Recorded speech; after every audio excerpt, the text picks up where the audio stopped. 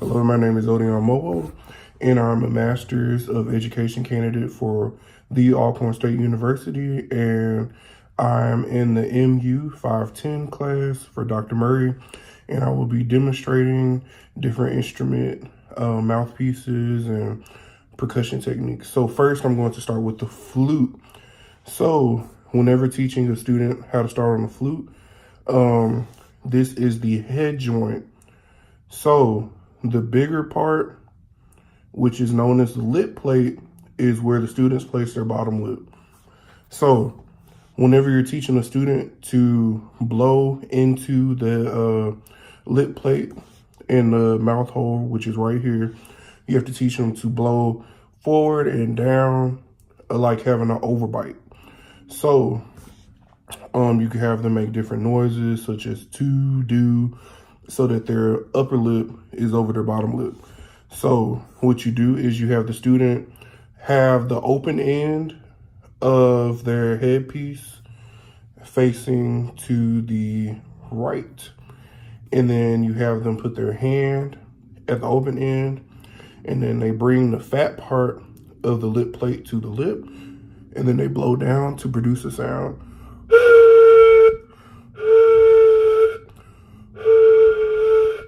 And you have the student attempt that until they're able to produce a steady tone. And you have to make sure to stop them in between tries because they might get lightheaded. But once they build up endurance, they'll be able to make a good tone on the flute. And then once you learn how to make a noise on the head joint, then you add the rest of the flute. Next, I'll be going over the clarinet mouthpiece. So there's different brands for the clarinet mouthpiece, but a generic one comes with the instrument. You can upgrade for different tone production for later on for a student. So you make sure that there's the cork at the bottom, and then whenever you have the student first get their mouthpiece, you tell them that there's 3 different parts to what's going to be on the mouthpiece. You're going to have your mouthpiece, and then you're going to have your ligature, which holds the reed, and then you're going to have the reed. So for the reed, I have a Rico reed 2.5, and it's good to start beginners on either 2.5 or 3. So how you explain it to them is that the reed does not go inside the mouthpiece, but it goes over the hole that's on the mouthpiece, and you put the flat side on the mouthpiece. So next you have the ligature. For this particular ligature, which is a metal ligature, you have the pews right here face yourself.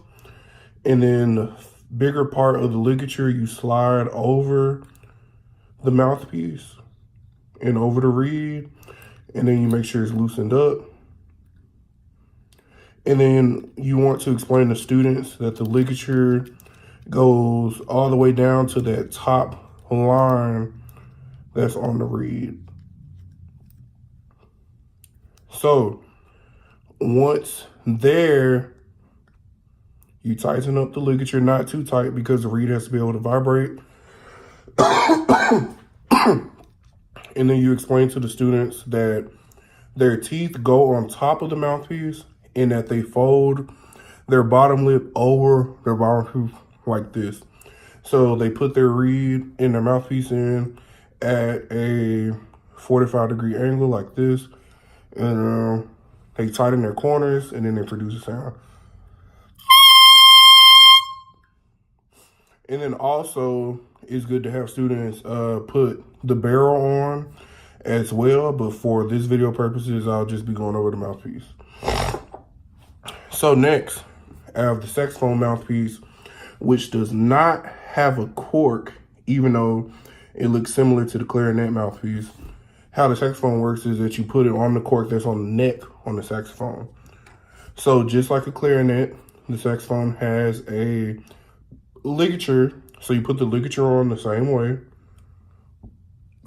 And then students have the option, also have the option of putting on the reed after the ligature is on. So you have to make sure the ligature is loose. Make sure the reed is moist so that it can be played. So you slide it in right here. And then same things applies with the line.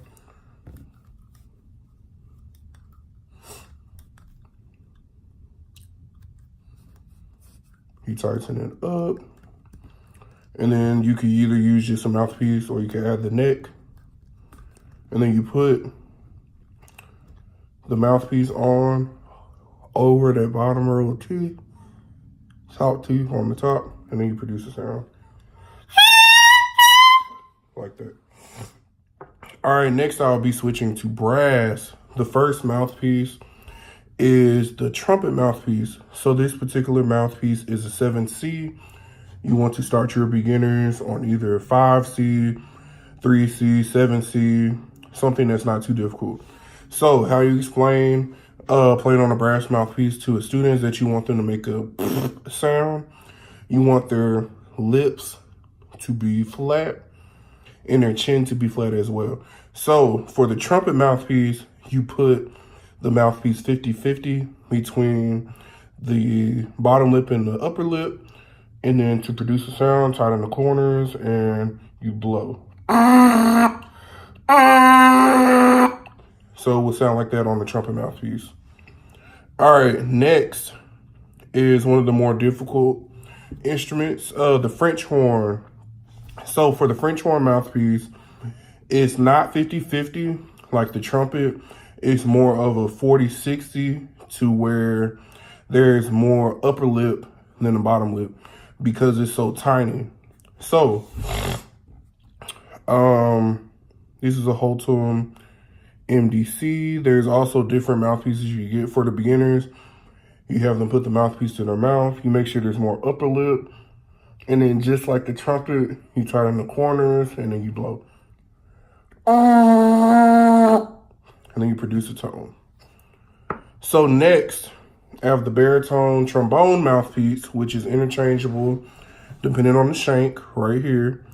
So you want to start your beginners on maybe a 5C, something that's not too big or too small. So it's a little different, especially with beginners. The mouthpiece will usually be bigger than their mouth. So what you want to do is that you'll explain to them to put more bottom lip inside so that both lips are able to be inside the mouthpiece. So it's the same concept as the other brass mouthpieces. So you just put it up to your mouth and then you blow. And you want to emphasize with low brass players that in order to change the tone, the force comes from the bottom lip. That helps with the dexterity of the notes. So last but not least, I'll be going over the matched grip and traditional grip. So for the percussionists, they will have either match grip, which is where they literally match each other with both hands and you just play like that. So most percussionists will either matched or traditional, which is more common, especially for marching band, where traditional, you take the percussionist's left hand and then you put the left stick between these fingers and then you close it up where the right hand stays how the right hand is for matched, and then you just play like that. And then when students are playing on percussion instruments, you have to make sure that they have a triangle and that there's a bounce whenever they hit either the drum pad, the drum, the marimba, or anything like that. Thank you for coming to my video.